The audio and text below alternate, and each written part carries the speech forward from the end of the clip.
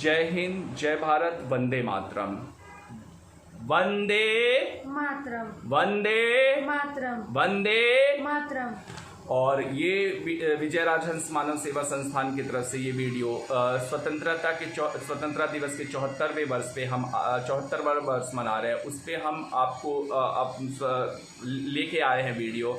और हमारे वीडियो को लाइक करें, सब्सक्राइब करें और ज़्यादा से ज़्यादा शेयर करें। और हमारे साथ पे आप ये देख रहे हैं एक छोटा बच्चा जो क्लास 8th में है, हरसेवानंद में, इसका नाम यथार्थ है और ये अपने देश के प्रति बहुत जागरूक है। और ऐसे आज क्योंकि ये देश का भविष्य है, तो हम यथार्थ से कुछ प्रश्न करेंगे और उन प्रश्नों का उत्तर हमारे यथार्थ देंगे। क्योंकि हमारी संस्था हम उन लोगों को लाते हैं, हमें नेताओं का इंटरव्यू नहीं करना है, हमें नहीं करना है, हमें उन लोगों का इंटरव्यू, क्योंकि देश हमारा नेताओं से नहीं चलता है, देश हमारा आज के नौजवानों से चलता है, आज के नागरिकों से चलता है। क्योंकि नागरिक नहीं होंगे तो देश नहीं होगा, वो नेता नहीं चलाते देश को। तो हम आज यथार्थ से कुछ प्रश्न करेंगे। यथार्थ, आप बताइए अपने देश के बारे में कुछ।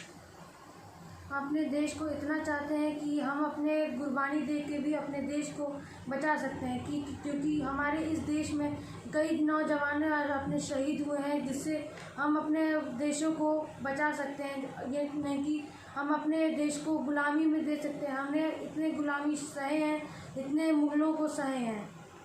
तो यथार्थ, आप ये बताएं कि आपका सबसे आदर्श नेता कौन है? हमारा सबसे आदर्श नेता है भगत सिंह। हाँ, तो भगत सिंह से आप क्या सीख लेते हैं? हमने भगत सिंह से ये सीखा है कि उन्होंने ये भी बोला है कि तुम मुझे खून दो, मैं तुम्हें आज़ादी दूँ। क्योंकि उन्होंने अपने यादों को देखकर, अपने न देखकर कि मैं कितना मार कर रहा हूँ, मैं कितना कष्ट सह रहा हूँ, अपने भारत माता को देखकर उन्होंने इतना कष्ट सहा है।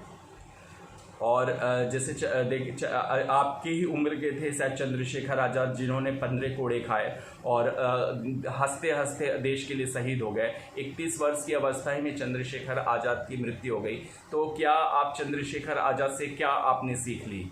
मैंने ये सीखा कि वह इतने बड़े महान नेता थे, जिन्होंने अपने आप की कुर्बानी देकर उन्हें अपने राष्ट्र माता, अपने भारत माता को बचाया। तो चंद्रशेखर आज़ाद के जज्बे को अपने जज्बा, चंद्रशेखर आज़ाद का वो जज्बा, वो जुनून और वो ताकत आप अपने अंदर आत्मसात करना चाहते हैं? हाँ।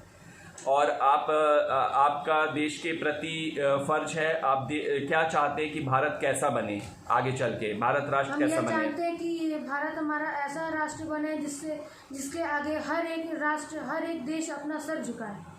तो देखा कि आज के बच्चों में भी कितनी लगन है अपने देश के प्रति, और यही जज्बा हम चाहते हैं कि हर बच्चा अपने देश के प्रति सोचे। क्योंकि वो सिर्फ वीडियो गेम, कंप्यूटर में ही ना समेट के रह जाए। अपने देश के प्रति, अपने देश के इतिहास के बारे में यही जागरूक करना हमारा कर्तव्य है। और यथार्थ चंद्रशेखर आज़ाद, भगत सिंह और सुभाष चंद्र बोस ने एक आज़ाद हिंद फौज की गठन किया था कि तुम खून दो, मैं तुम्हें आज़ादी दूंगा। तो अगर आपको भविष्य में ऐसा मौका मिलता है कि आप एक ऐसे संगठन का गठन करते हैं जो देश के प्रति सोचेंगे, तो क्या आप करना चाहेंगे? हाँ। तो आपका विजन क्या रहेगा देश के प्रति? आप कैसा संगठन गठित करेंगे? मैं ऐसा संगठन गठित करूंगा जिससे लोग यहाँ पे जो बाहर पान खाते थूकते, उनको रोकना चाहिए कि हम ये शराब, ये सब उल्टी सीधी चीज़ न लोग पिए और नशा न करें, जिससे हमारे देश को हानि पहुँचे।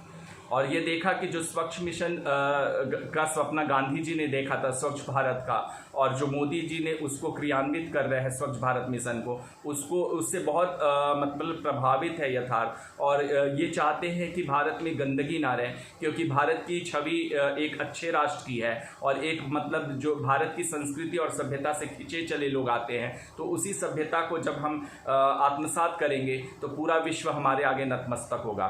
तो यथार्थ, और आप मतलब क्या संकल्प लेंगे इस स्वतंत्रता दिवस में? मैं ये संकल्प लेता हूँ कि मैं इस राष्ट्र को गंदा ना होने दूंगा, जिससे कि हमारा राष्ट्र गंदा हो रहा है उसे रोकूंगा। और आप ये चाहते हैं, सरकार से अपील करना चाहते हैं कि प्लास्टिक को बैन किया जाए? हाँ। क्योंकि सरकार का बहुत आता है, हमेशा पास हो जाता है कि प्लास्टिक नहीं होगा, लेकिन चोरी चोरी छुपे बेचता है। तो उस फैक्ट्री को बंद करना जरूरी है जिसपे ये प्लास्टिक का निर्माण होता है। आप कागज है, क्योंकि चोरी चोरी आती है, तो प्लास्टिक हमारे लिए बहुत हार्मफुल है। प्लास्टिक को बैन किया जाए। तो यथार्थ की सरकार से अपील है, आप श्रीमान आदित्यनाथ योगी जी को क्या संदेश देना चाहेंगे? मैं यह संदेश देना चाहूँगा कि उन फैक्ट्रियों को बंद करें जिसमें यह गंदी प्लास्टिक्स बन रहे हैं, जो हमारे ज़मीन को ख़राब कर रहे हैं, जिसमें यह हज़ारों सालों लगते हैं ये एक टुकड़े प्लास्टिक को ख़त्म करने में, जिससे ये डिकम्पोज नहीं हो पाता, यह नॉन बायोडिग्रेडेबल है, जिससे यह ख़राब हो जाएगा हमारा ज़मीन और हमारी सॉइल की फर्टिलिटी खत्म होती है। तो ये प्लास्टिक को बैन करना चाहिए। और आपका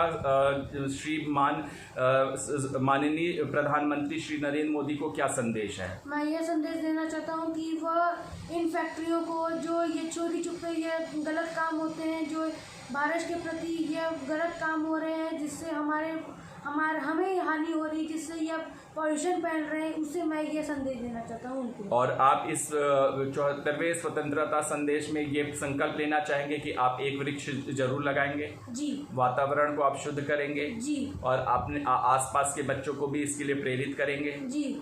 और आप ये संदेश देंगे कि जो हमें इतिहास में हमारे जिन्होंने नेताओं ने कुर्बानी दी उसके बारे में आप बताएंगे?